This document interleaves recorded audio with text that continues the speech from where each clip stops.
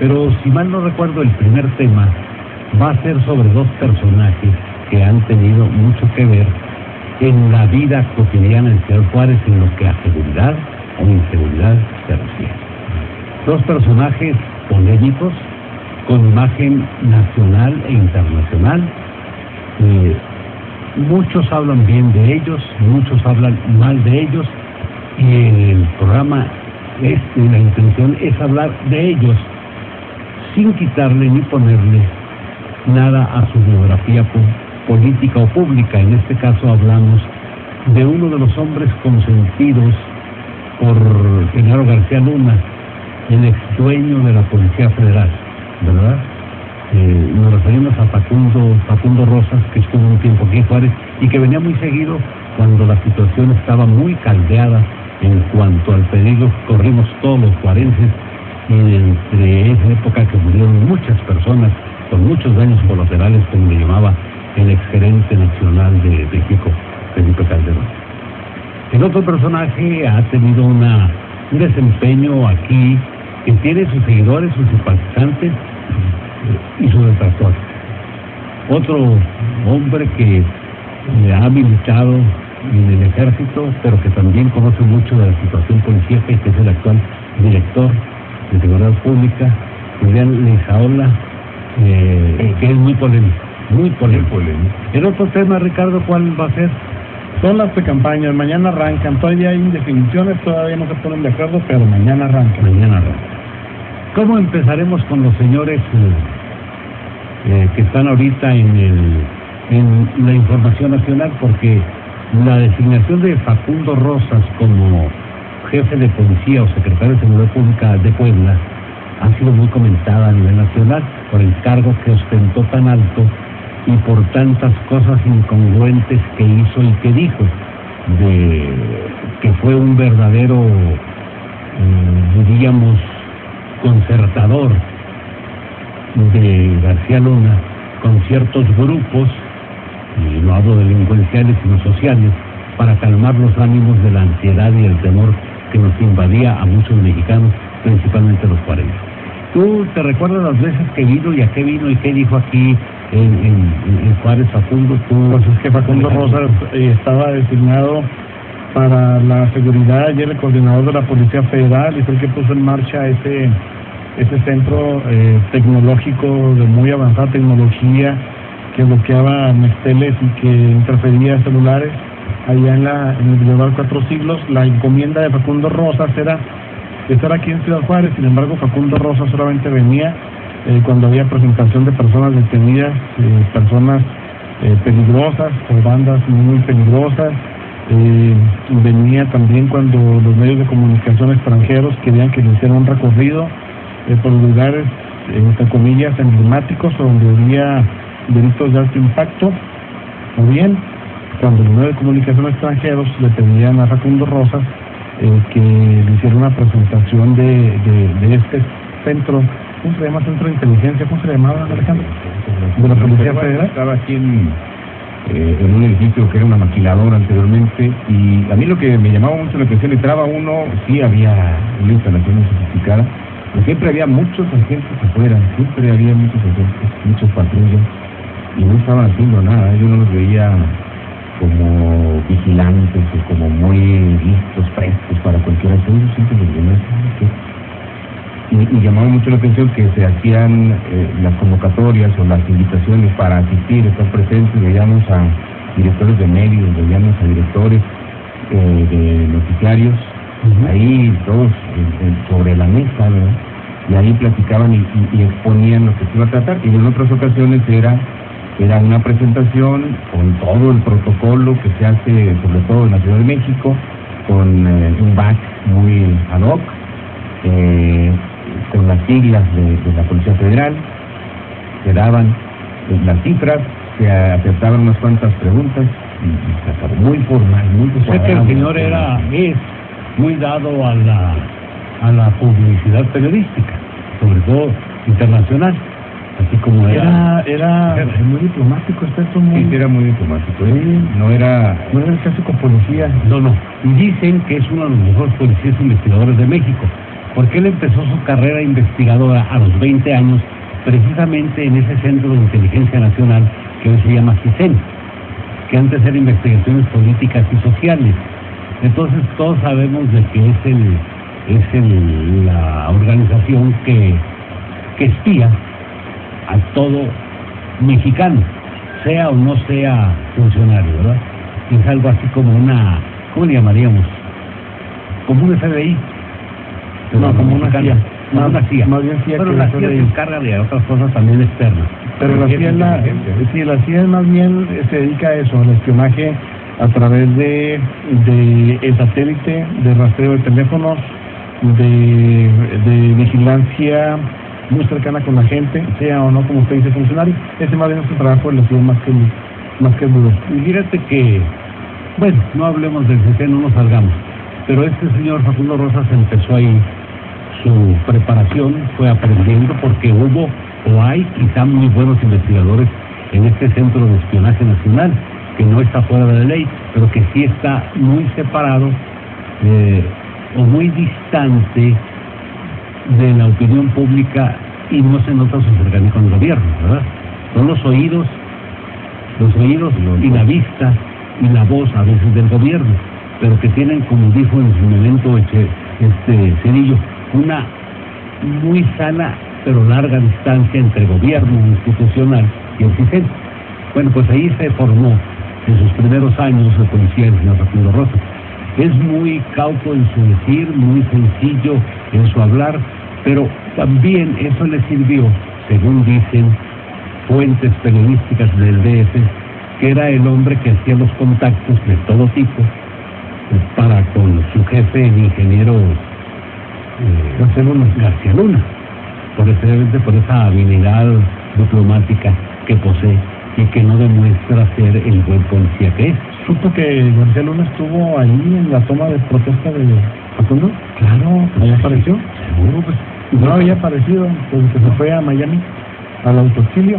No había aparecido hasta que tomó protesta Facundo Rosas. Vino a probar si gozaba de impunidad y de fuera. Y parece que sí, porque no hay ninguna demanda en contra de él, por nadie. Toda la demanda es periodística, señalamientos de todo tipo. Vayamos a saber cuáles sean ciertos o no, ¿verdad? No, pero la demanda periodística radica, don Manuel, y lo que se me hace muy extraño es que todo esto que se dio a través de los medios fue porque Estados Unidos dio a conocer algunos detalles de investigaciones que tenía y cómo lo tenía en la mira. Sin embargo, el señor se fue a vivir a Estados Unidos. Dicen que en el Brandenburgo. Sí, pero lo extraño es que si Estados Unidos hace el señalamiento y va a ir a Estados Unidos, donde pues también ahí, si a ellos les pegó, ellos van a buscar detenerlo. Sí, y yo creo que no tiene nada concreto, son sencillamente puras sospechas, como las que se señalan aquí. Miren, cuando estuvo Facundo Rosas encargado del operativo aquí, que comandaba la Policía Federal, que se vinieron 4.500 elementos con equipo especial, tanto de tierra como de aire, y de tecnología, como decía Alejandro, fue el primer municipio de toda la República Mexicana en donde la Policía Federal empezó a tener atentados y empezó a tener agentes asesinados tanto en franco como en servicio. Usted recordará que la bomba de aquí de la 16 y Bolivia era contra agentes de la Policía Federal, en donde le ponen un señuelo y era para que vinieran elementos de la Policía Federal. ¿Cuántas veces hubo ataques por granadas al Centro de Inteligencia de la Policía Federal y logran desactivar un carro bomba que estaba estacionado a unas cuadras de este Centro de Inteligencia? Porque había el sospechosismo de que la Policía Federal estaba trabajando a favor de un grupo delictivo y era el otro grupo delictivo el que le estaba tratando de mermar, tanto como elementos como en cuestiones de vehículos que estaban ellos teniendo aquí. Y eso que tú dices no es ninguna sospecha ni ninguna investigación periodística por muchos o por alguien, sino que es realmente lo que aflora cuando se pelean algunos elementos de esta corporación en aquel hotel que estaba frente al viejo edificio donde estuvo el consulado americano por la avenida López Mateos, ¿te acuerdas? Sí, como no. Todas las verdades. Transmitimos en vivo porque usted recordará también, don Manuel, que el Grupo Radinet, desde que empezaba la información de que venían elementos de la Policía Federal, todo lo que habíamos dicho, que en cuanto llegaron, aumentaron las extorsiones, aumentaron los secuestros, aumentaron los levantones, los desaparecidos, una serie de problemas que se vinieron en Ciudad Juárez, que no vinieron a solucionar los elementos de la Policía Federal, sino los que vinieron a agravarlos. Y esta manifestación nos dio la razón. Había señalamientos muy duros y concretos en contra de comandantes. Se encontró en las habitaciones droga, armamento que no pertenecía a la Policía Federal, mucho dinero, y solamente ahí, en esta manifestación que se dio, fue una clara muestra de que lo que se dijo pues era verdad. Claro que no todos los elementos de la Policía Federal estaban metidos.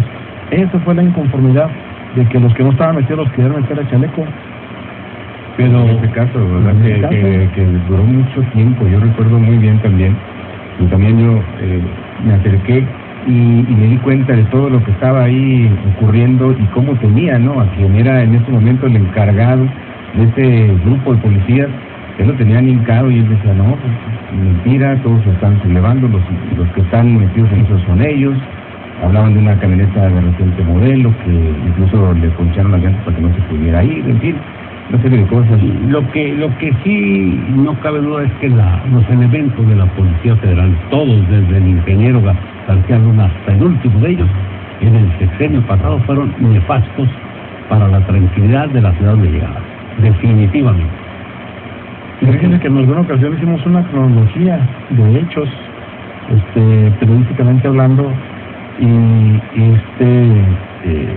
creo que lo último fue el asesinato del escolta del presidente municipal por parte de elementos de la Policía Federal. ¿De acuerdo? El secuestro de un comerciante que al final de cuentas lo vinieron, lo mataron y armaron todo un tinglado para decir que no eran los elementos de la Policía Federal. 16 de ellos, usted recordará, se fueron al Tribunal Cerezo Municipal, luego del Cerezo Estatal, los mandaron al Cerezo, pero no aquí de Juárez, 16 de ellos por secuestro y extorsión. No, hombre, un sinfín, ahí estamos.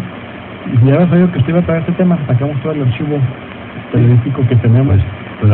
Y no precisamente, déjeme decirlo, criticar por criticar, pero los elementos de la Policía Federal aquí en Ciudad Juárez, un recuerdo no muy grato. Tan así que cuando los elementos de la Policía Federal los manda el gobierno federal a Guadalajara a los Juegos Panamericanos, que se van de aquí 3,000 y quedan solamente 1,500, le dimos un seguimiento a ver qué pasaba en Guadalajara, en el estado de Jalisco, y fue un desorden total y completo. Sí, total y completo. Yo ayer lo comentaba contigo en el programa anterior, en el programa de noticias. No sé si ayer o antes te decía la ironía de la vida. Yo fui un opositor al comportamiento de los policías contra la ciudadanía juarense. Sin embargo, un grupo de ellos fueron pieza clave para que a mí se me salvara la vida. Sí, son ironías de la vida, ¿verdad? Había también buenos elementos. Yo recuerdo muy bien de gente que decía, si no te hace caso cierto nivel, vete con los federales. Ellos sí actúan, o al menos en algunos casos sí actuaron, hicieron lo que les correspondía, pero en otros desafortunadamente sí cometían una serie de irregularidades. En vez de defender o de proteger, ellos eran los que cometían las faltas. Y yo me acuerdo mucho también de operativos que de repente en la noche se ponían, paraban a todo el carro que pasaba y le tomaban todos los datos. A mí me llegó a pasar y yo preguntaba, bueno, ¿y esto de qué se trata? ¿Qué es? ¿O para qué? No, es de rutina. ¿No? ¿Y para qué? El número de placas y todo eso.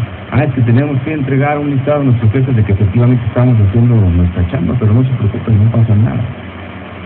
Y ahí, claro, se iban a otras cosas. Entramos a ver, no a escudriñar ni a analizar, sino lo que se dice del secretario de Seguridad Pública de Juárez, el militar retirado Julián de Estado. Ayer les decía en algunos medios nacionales, los destacan al señor Facundo Rosas del señor Leizaola como dos hombres que han traspasado el sexenio.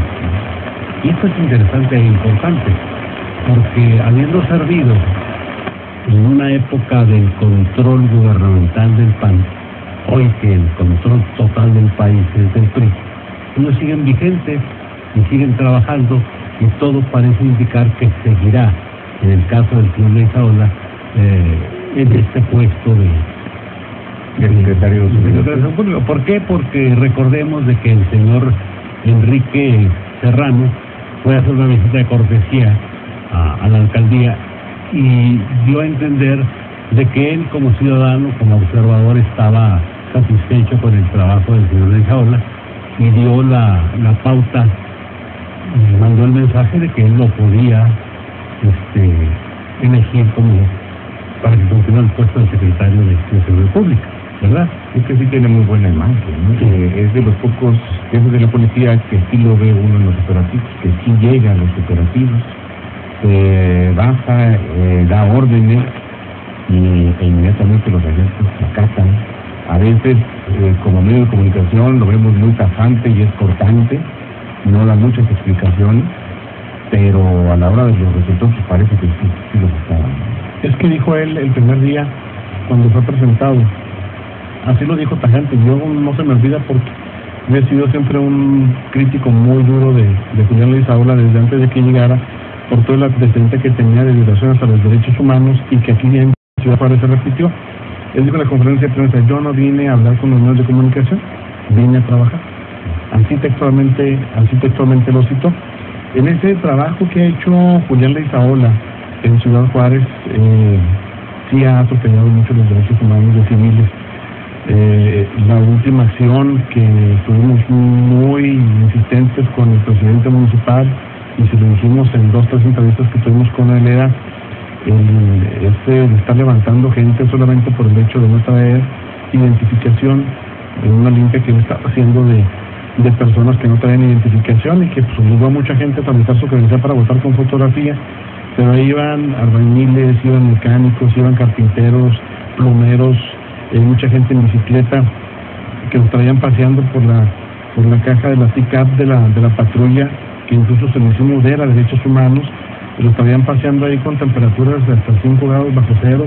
Estaban estacionados hasta una hora. Nos tocó ver que con 3-4 detenidos encadenados, porque esa es la palabra, de la muñeca a unos orificios que tienen las cajas de las pick-up. Ahí estaban hasta una hora a pleno sol. Pues nomás faltaba como lo que vio hoy Ricardo ayer, ¿verdad? Que ponen a un pobre hombre que va caminando, lo investigan, no le encuentran ninguna ilegalidad en su proceder en ese momento, y lo ponen a limpiar la patrulla. Ya lo detuvimos, que haga algo, ¿no? Ya que nosotros felicitamos, yo felicité a los patrulleros. Claro, le ahorran dinero al municipio. Pero el pobre ciudadano, ¿qué culpa tiene? Una colaboración con la policía. ¿Servicio comunitario? Sí, pero usted lo haría después de que no encontramos nada, pero aviente ahí. Pues, oye, hijo, claro, acuérdate que el miedo es el conocimiento inteligente del peligro. No, sí, pero de eso a reconocerle. Yo les limpio hasta los zapatos, con tal de que no me madren o que me echen una carga remota. Claro, pero no es correcto. Pero bueno, eso es un abuso de autoridad. Es muy correcto. Yo si fuera policía haría lo mismo, pero no con la patrulla, con mi carro particular. Tiene que ser. Váyanme proponiendo. Porque a mí también me tocó ver a una pareja de muchachos jovencitos, nomás porque iban caminando por el río, también les pararon y ahí a ver una serie de preguntas, y nada más porque los vieron humildes. También esa era otro de los reclamos, ¿no? Que la gente que veían humilde, también a ver por qué estás tan humilde, ¿no? O sea, eso no es de gente. Y luego es que es una serie de cuestiones que sí, yo estoy de acuerdo, a lo mejor sí hay resultados. Miren, cuando llegó Julián Leizaola a Ciudad Juárez,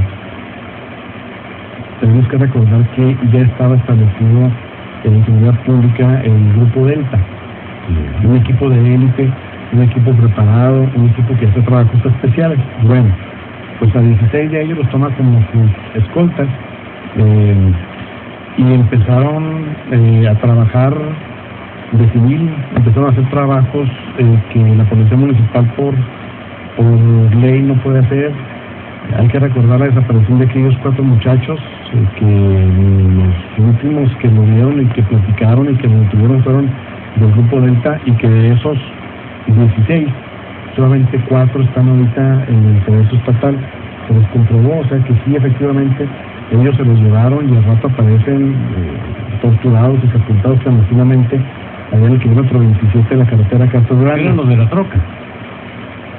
Porque acuérdate que también hubo unos españoles que iban en la troca. Esos son otros. Esos son otros. Y también de este grupo especial. Dentro del trabajo de la Policía Municipal, Armando Julián de Izaola, en las persecuciones, ¿cuántos destrozos causaron a viviendas? Entraban a buscar a los malandros, rompían las puertas, y aprovechaban y se llevaban billetes, se llevaban... Vaciaban el refrigerador y... Sí, o sea, fue una serie de violaciones a los derechos humanos que... Pero mira, la sociedad forense no conoce a Julián de Izaola y su biografía, pues es cierto, podríamos decir.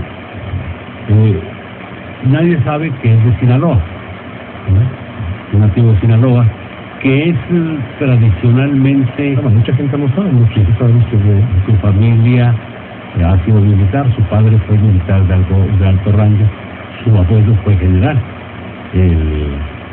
El señor Izaola se enlista en el ejército a los 16 años, entonces su formación es 100% castrense, su disciplina es 100% castrense, y si hablamos de derechos humanos, sabemos que la disciplina militar ignora y a lo contrario agrede los derechos humanos, porque todos sabemos, cuando hemos platicado con militares amigos, de que entras tú como soldado raso y cualquier grado que va pasando por ahí hasta el cabo y se las limpian de la foto y se las tienes que limpiar. Eso es degradar a una persona, nada más porque... Y es una continuidad de desquite hasta llegar a la alta jerarquía, donde el dios militar está uno de los generales. Porque esa disciplina el señor Izaola la ha practicado con sus policías y la ha practicado con nosotros los medios y la ha practicado con la sociedad. Acuérdate que él llegó, ahora sigue caminando sobre Rosas, no Facundo Rosas, y casi sobre Facundo Rosas, porque antes de que él llegara, acuérdense ustedes, a mí me sorprendió mucho la postura de la iniciativa privada, que cilindrados no sé por qué, alaban la capacidad policíaca de un hombre que no conocía, que era Julián de Izaola. No se lo conocía. Lo ha hecho en Tijuana. No, sí lo conocían, es que en el trabajo. Coparmex, no se lo conocían. Coparmex fue el que le sucede al ingeniero Murguía, el que contraste a Julián de Izaola. Ellos fueron a Tijuana. Mira, yo escuché una versión de gente de política, que el señor de Izaola había sido recomendado por Galván, el exsecretario de la Defensa Nacional. No, aquí lo confirmó el Centro Yo escuché Patronal de la República Mexicana en Ciudad Juárez, que ellos fueron, platicaron con él, y él reconoció meses después de que efectivamente había sido incluso gente de la iniciativa privada aquí en Ciudad Juárez que lo convencieron de que se venía aquí en Ciudad Juárez. ¿Y en base a qué varios lo invitan? En base al resultado que había tenido en Tijuana. Pero, ¿quién avala el resultado que dio en Tijuana? Las mismas estadísticas que tenemos ahorita aquí en Ciudad Juárez. Entonces, ahí es donde entra ese fenómeno que hay de controversia de unos y otros en cuanto a la personalidad laboral como policía, como jefe de policía del señor Izaola. Porque en los medios nacionales nos hicieron conocer a Izaola antes de que pensáramos de que llegara a Juárez, ni soñado. Y hablan los representantes o los incitadores de los derechos humanos, tanto locales, estatales y nacionales, que reprueban muchos actos del señor Izaola. Sin embargo, la iniciativa privada, que yo saqué, ¿verdad?, estoy sabiendo que esa otra versión tuya, de que son los que van y platican con él, entonces brincándose inclusive al presidente municipal o con la anuencia del presidente municipal.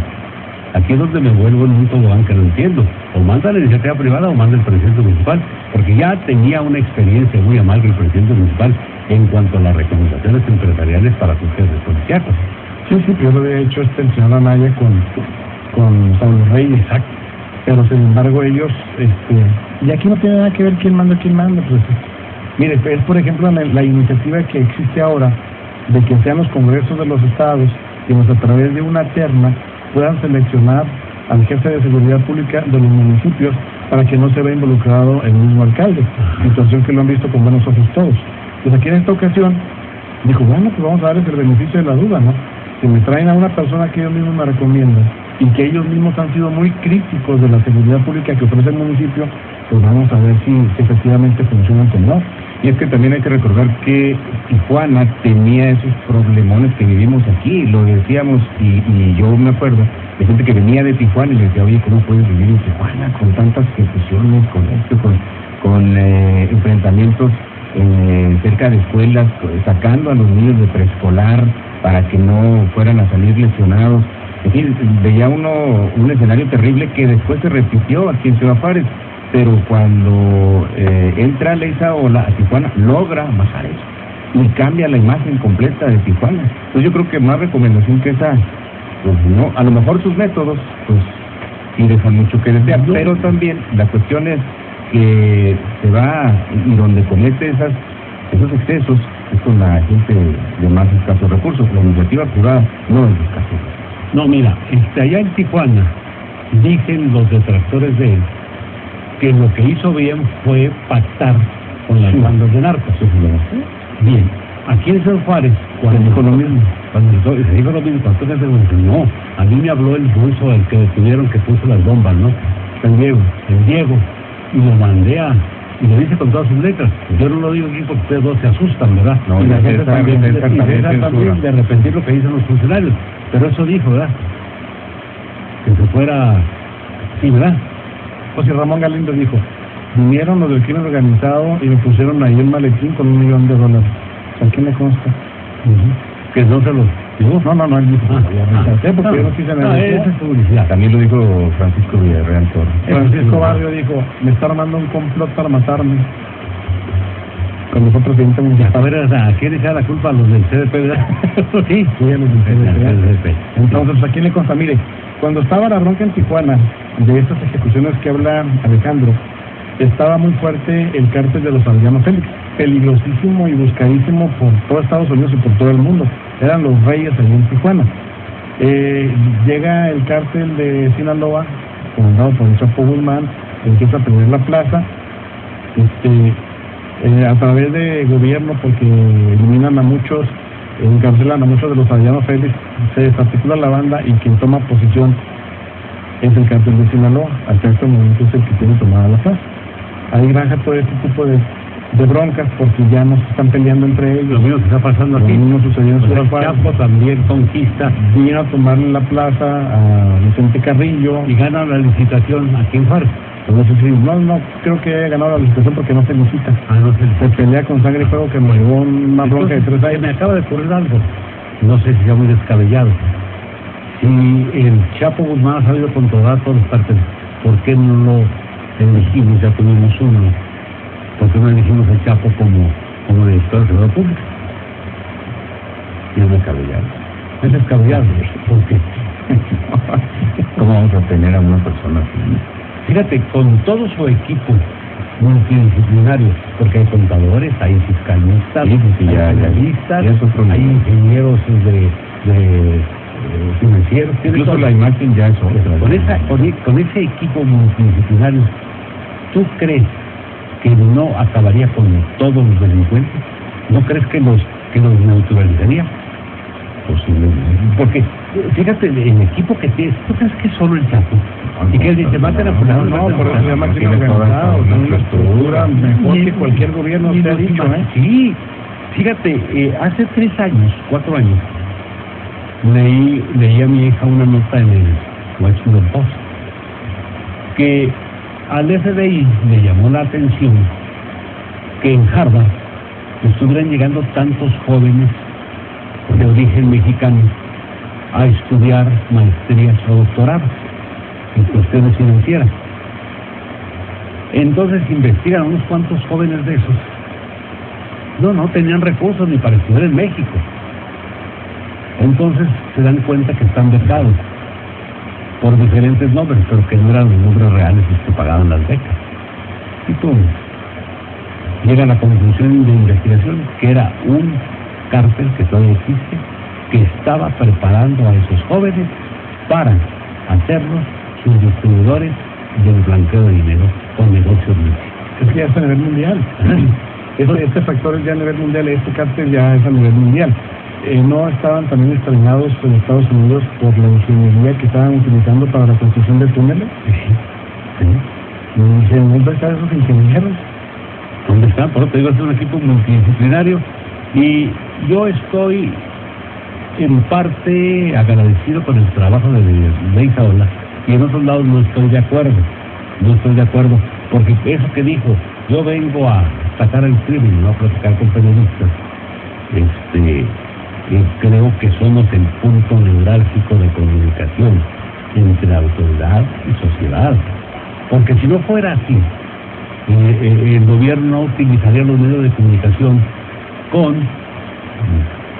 boletines, inclusive con publicidad pagada, como todos lo sabemos, para estar en contacto con la ciudadanía. Entonces, yo creo que el señor ahí está totalmente equivocado. Y tratarnos mal, despreciarnos, y decir, como dijo hace poco, que nosotros éramos los responsables de porque ensalzábamos todo lo malo y ocultábamos lo bueno, lo acaba de decir. Entonces yo creo que no es un buen comunicador con la sociedad, y que tiene de vocero, pues debe tener un pavor enorme. Imagínate con esa disciplina militar toda la vida en lo privado y en lo oficial, y no es que está joven, 53 años, y bueno para tirar. Punto. Pausa. Yo prefiero estar aquí.